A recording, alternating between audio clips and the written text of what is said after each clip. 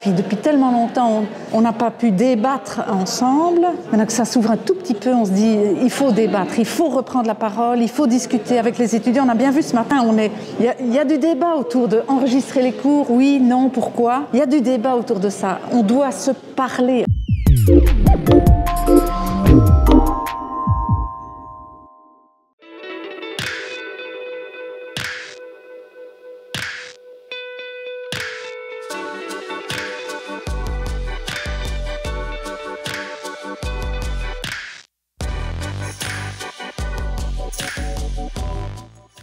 Alors le collectif créé, c'est un ensemble de profs. Je crois qu'on est bien une vingtaine là aujourd'hui, et on a travaillé ensemble en fait au départ d'un petit groupe de profs qui a vu son cours gelé. On s'est dit dommage, on va travailler ensemble, on va essayer de réfléchir ensemble à ce qui nous arrive. On a fait un appel à nos collègues de l'ESAS. Pas mal de collègues ont répondu oui. On trouve que c'est intéressant, c'est important de se rencontrer en vrai et de réfléchir à ce qui nous arrive. Aujourd'hui, le thème de la journée, c'est l'enseignement en pandémie. Demain, c'est le travail social en pandémie. Et donc aujourd'hui matin, on a eu la chance de rencontrer Nico Hirt, qui nous a un peu posé des balises, la place finalement du numérique dans l'enseignement. Les étudiants ont pris la parole au nom de l'AEH et ils ont donné un point de vue peut-être un peu différent. En tant que représentant AEH, on entend beaucoup de retours venant d'étudiants, comme quoi il y a un mal-être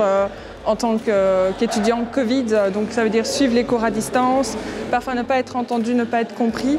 Et donc on a voulu mettre en avant vraiment, par exemple par une enquête qu'on a fait, on a voulu mettre en avant un peu les difficultés autant informatiques, autant psycho, dans le mal-être que peut ressentir un étudiant en confinement, en cours à distance et toutes les conséquences qu'il pourrait y avoir. Nous, notre message, c'est que, entre guillemets, le présentiel, enfin les contacts sociaux reviennent.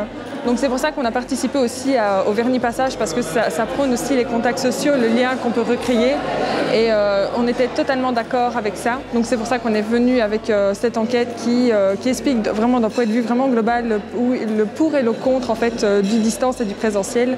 Et on peut remarquer que le présentiel reste la base en fait, de l'enseignement. Et cet après-midi, on a des ateliers organisés et animés par notamment le Miroir Vagabond et par Philocité, et qui propose donc aux personnes qui se sont inscrites de réfléchir aux transformations à l'œuvre dans l'enseignement aujourd'hui et demain dans le travail social, parce qu'elles sont nombreuses ces transformations-là, et qui propose aussi des alternatives. On espère vraiment qu'une partie du présentiel reviendra, que les étudiants restent épanouis dans leurs études et qu'on trouvera une solution à tout problème, autant scolaire, autant psycho. Il nous semble que c'est ça qu'il faut faire, c'est remettre la parole, la diversité des idées en place pour pouvoir agir collectivement.